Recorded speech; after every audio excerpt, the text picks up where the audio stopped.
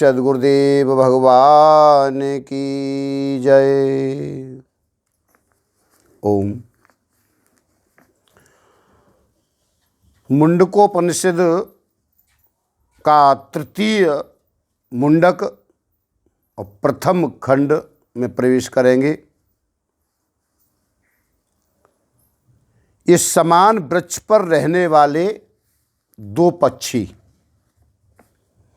द्वा सुपर्णा शयुजा सखाया समानम वृक्षम परिशस्व जाते, ये साथ साथ रहने वाले समान आख्यान वाले दो पक्षी एक ही वृक्ष का आश्रय करके रहते।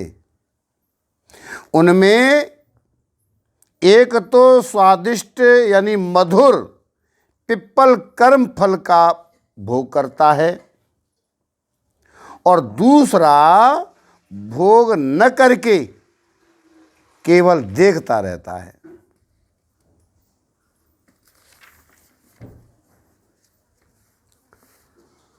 और ईश्वर के साथ एक ही वृक्ष पर रहने वाला, एक ही वृक्ष पर रहने वाला जीव अपने दीन स्वभाव के कारण मोहित होकर शोक करता है। वह जिस समय ध्यान द्वारा अपने से विलक्षण योगी सेवित ईश्वर और उसकी महिमा संसार को देखता है, उस समय शोक रहित हो जाता है।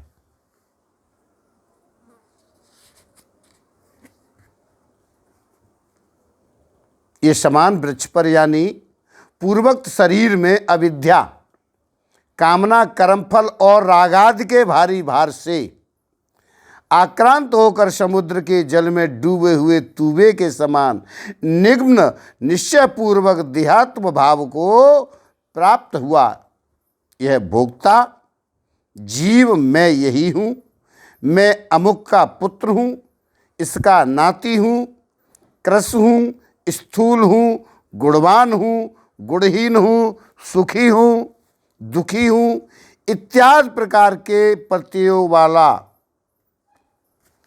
होने से तथा इस देह से भिन्न और कुछ नहीं है ऐसा समझने के कारण उत्पन्न होता और मरता एवं अपने संबंधियों से मिलता और बिछुड़ता रहता है।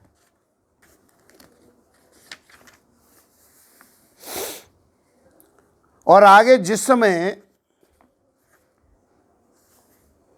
दृष्टा स्वर्ण वर्ण और ब्रह्मा के भी उपस्थित स्थान उस जगत कर्ता ईश्वर पुरुष को देखता है, उस समय वह विद्वान पाप पुण्य दोनों को त्याग कर निर्मल हो और अत्यंत समता को प्राप्त हो जाता है।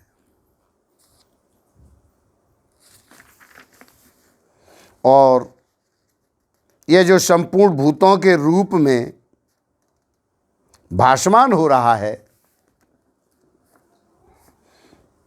प्राण है, इसे जानकर विद्वान अतिवादी नहीं होता। ये आत्मा में कीड़ा करने वाला और आत्मा में ही रमण करने वाला क्रियावान पुरुष ब्रह्म वेत्ताओं में श्रेष्ठतम है। और आगे यही आत्मा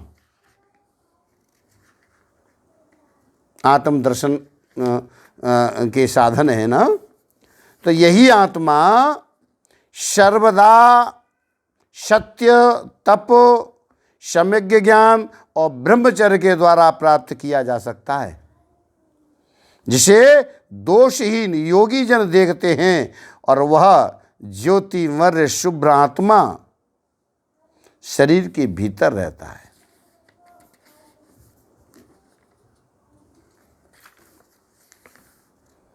और आगे सत्य की महिमा है कि सत्य ही जय को प्राप्त होता है, मिथ्या नहीं। सत्य से देवयान मार्ग का विस्तार होता है और जिसके द्वारा आत्मकाम ऋषि लोग इस पद को प्राप्त होते हैं जहां वह सत्य का परम निधान भंडार वर्तमान है।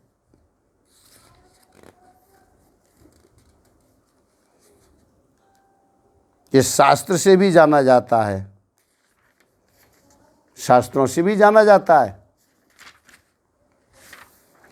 किस प्रकार सो बतलाते हैं कि सत्य अर्थात यथार्थ वचन की व्यवस्था से देव ज्ञान संज्ञक मार्ग वितीर्ण यानी निरंतर्य से प्रवक्त होता है, जिस मार्ग से कपट छल सठता अहंकार दंभ और अनर्थ से रहित तथा सब ओर से पूर्ण काम और तृष्णा रहित ऋषिगण अतीन्द्रिय वस्तु को देखने वाले पुरुष उस पद पर आरूढ़ होते हैं, जिसमें कि सत्य संज्ञक उत्कृष्ट साधन का संबंधी उसका साध्य रूप परमार्थ तत्व को जो पुरुषार्थ रूप से निहित होने के कारण निदान है, वह परम यानी प्रकृष्ट निदान वर्तमान है।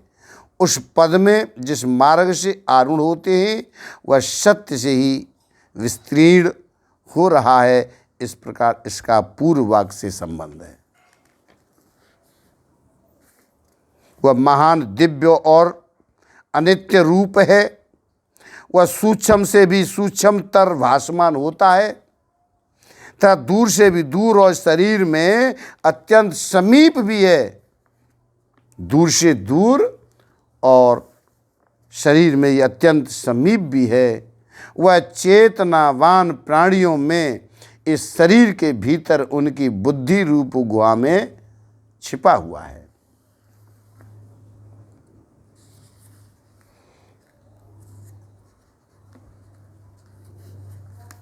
और इसके सिवाय वह ब्रह्म अज्ञानियों के लिए अत्यंत अगम्य होने के कारण दूर यानी दूरस्थ देश से भी अधिक दूर अत्यंत दूरस्थ देश में वर्तमान है तथा विद्वानों का आत्मा होने के कारण इस शरीर में अत्यंत समीप भी है। पर उनकी बुद्धि रूप गुहा में कहाँ देखा जाता है कि उनकी बुद्धि रूपी गुहा में यह विद्वानों को उसी में छिपा हुआ दिखाई देता है।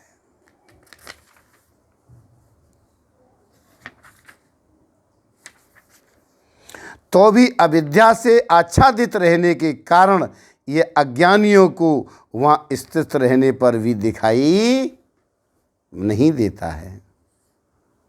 ये आत्मा न नेत्र से ग्रहण किया जाता है, न वाणी से, न अन्य इंद्रियों से और न तप अथवा कर्म से ही। ज्ञान के प्रसाद से पुरुष विशुद्ध चित्त हो जाता है और तभी वह ध्यान करने पर उस निष्फल आत्म तत्व का साक्षात्कार करता है।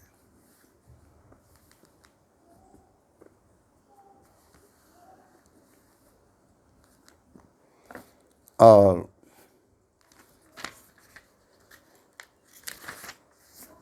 आगे बताया है कि वह सूक्ष्म आत्मा जिस शरीर में 5 प्रकार से प्राण प्रविष्ट हैं, उस शरीर के भीतर ही विशुद्ध विज्ञान द्वारा जानने योग्य है। इससे इंद्रियों द्वारा प्रजा वर्ग के संपूर्ण चित्त व्याप्त हैं और जिसके शुद्ध हो जाने पर यह आत्म स्वरूप से ही प्रकाशित होने लगता है।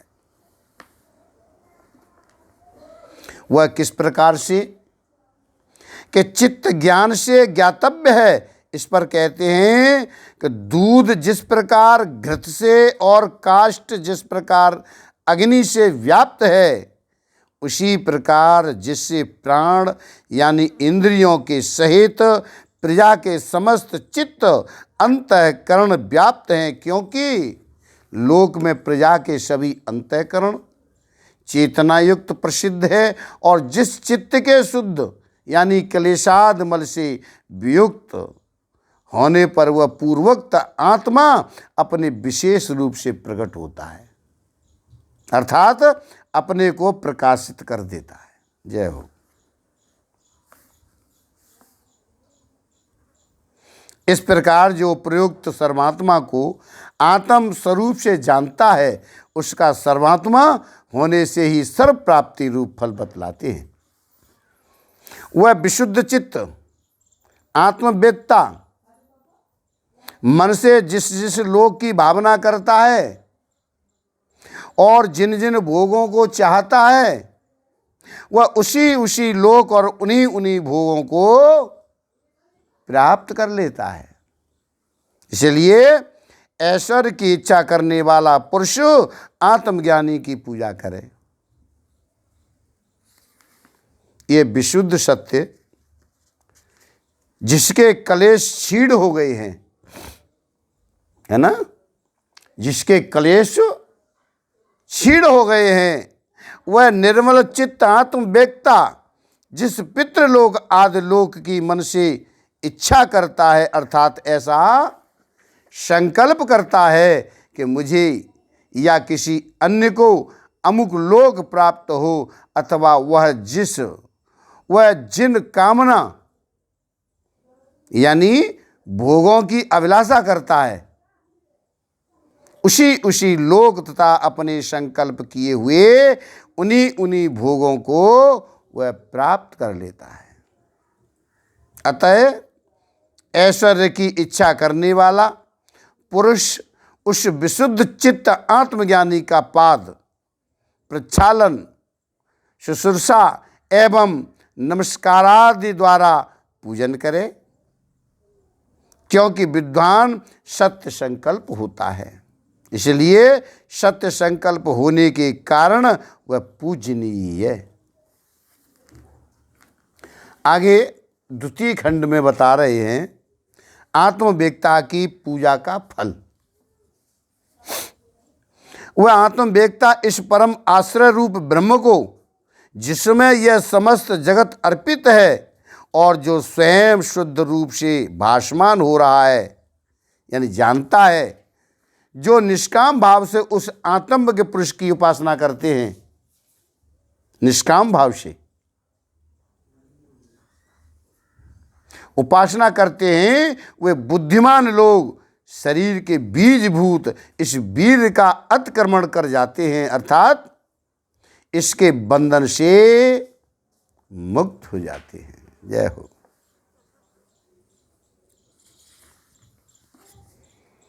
और निष्कामता से पुनर्जन्म निवृत्ति, मुमुक्ष के लिए कामना का त्याग ही प्रधान साधन है। कौन सा? त्याग ही प्रधान साधन है। इस बात को आप दिखलाते हैं।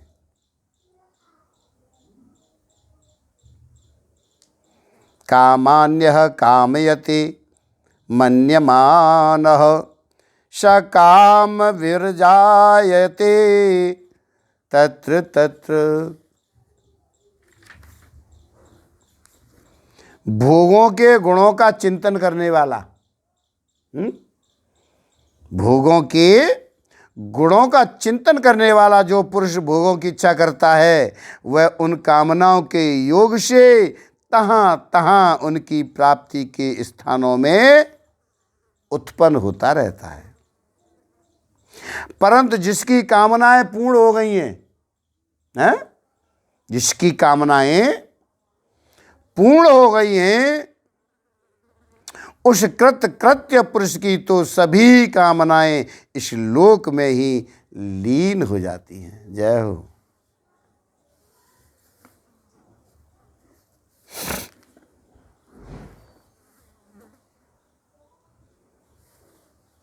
और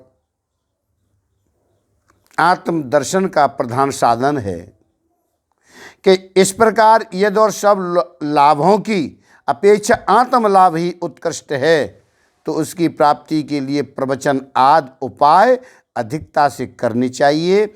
ऐसी बात प्राप्त होने पर यह कहा जाता है कि नायमात्मा प्रवचनेन लभ्यो न मेधवा न बहुना श्रुतेन अमेश्वेन वृणेतु तेन लभ्य स्तम्भेय स्वात्मा निर्मणुते तनुम स्वाम। ये आत्मा न तो प्रवचन पुष्कल शास्त्राध्ययन से प्राप्त होने योग्य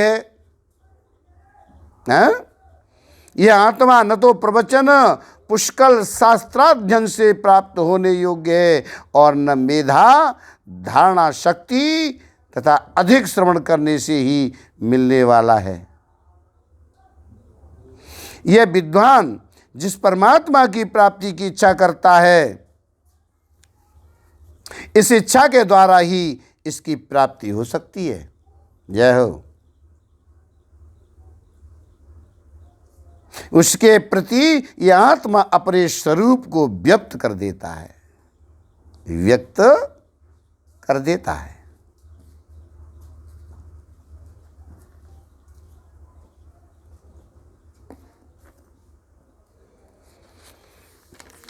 और आगे जैसे जिस परमात्मा को यह विद्वान वर्ण करता है, प्राप्त करने की इच्छा करता है, उस वर्ण करने के द्वारा ही यह परमात्मा प्राप्त होने योग्य है। नित्य प्राप्त स्वरूप होने के कारण किसी अन्य साधन से प्राप्त नहीं हो सकता।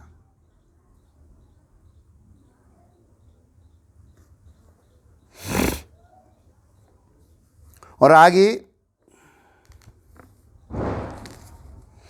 लिंग युक्त अर्थात संन्यास के सहित बल अप्रमाद और तप, ये सब साधन आत्मा प्रार्थना के सहायक हैं, क्योंकि ये आत्मा बलहीन पुरुष को प्राप्त नहीं हो सकता। बलहीन पुरुष को प्राप्त नहीं हो सकता और न प्रमाद अथवा लिंग संन्यास रहित तपस्या से ही मिल सकता है। परंतु जो विद्वान इन उपायों से उसे प्राप्त करने के लिए प्रयत्न करता है, उसका ये आत्मा ब्रह्म धाम में प्रविष्ट हो जाता है।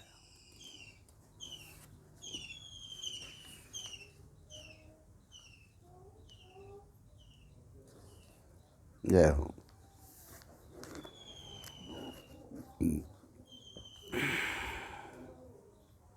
और इस आत्मा को प्राप्त कर ऋषिगण ज्ञान तृप्त कृत्य कृत्य विरक्त और प्रशांत हो जाते हैं, और वे धीर पुरुष उस सर्वगत ब्रह्म को सब ओर प्राप्त कर मरण काल में समाहित चित्त हो सर्वरूप ब्रह्म में ही प्रवेश कर जाते हैं।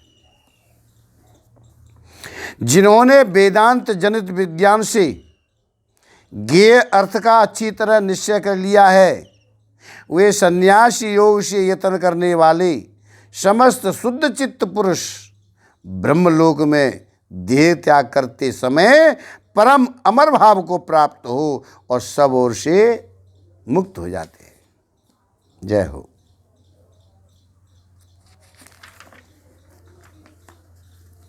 और आगे बताया है मोक्ष का स्वरूप। प्राणादि 15 कलाएं देहारंभक तत्व अपने आश्रयों में स्थित हो जाती हैं।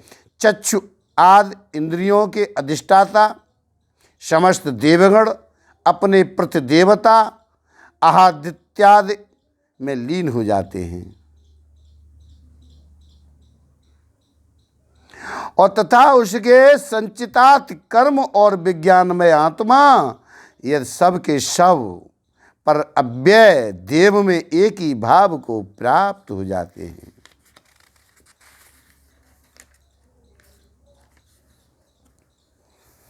तथा मुमुक्ष के लिए हुए अप्रयुक्त फल कर्म, क्योंकि जो कर्म फलोन्मुख हो, जो कर्म फलोन्मुख हो जाते हैं वे उपभोग से ही क्षीण हो जाते हैं।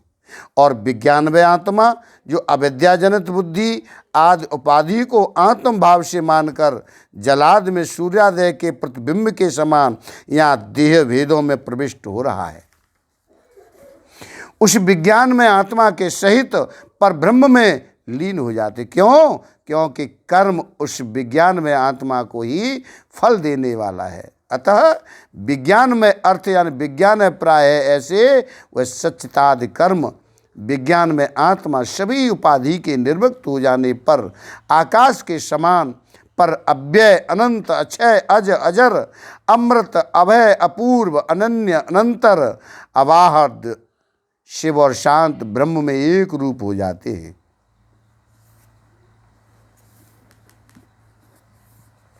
और जिस प्रकार निरंतर बहती हुई नदियां अपने नाम रूप को त्याग कर समुद्र में अस्त हो जाती हैं, उसी प्रकार विद्वान नाम रूप से मुक्त होकर परात्म पर दिव्य पुरुष को प्राप्त हो जाता है। जय हो।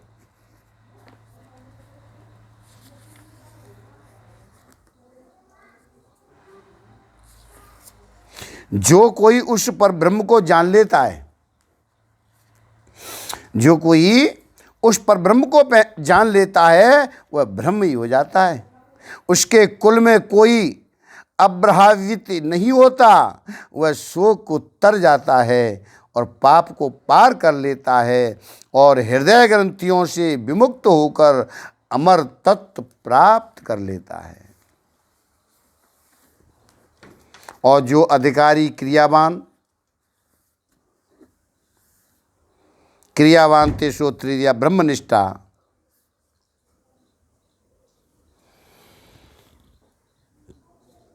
यानी जो अधिकारी क्रियावान श्रोत्रिय ब्रह्मनिष्ठ और स्वयं श्रद्धापूर्वक एक ऋषि नामक अग्नि में हवन करने वाले हैं तथा जिन्होंने विधि पूर्वक शिरोव्रत का अनुष्ठान किया है, उन्हीं से यह ब्रह्म विद्या कहनी चाहिए।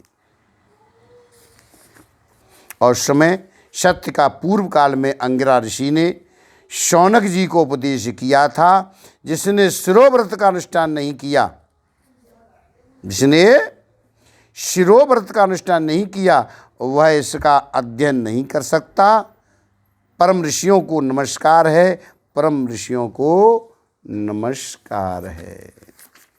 ओम।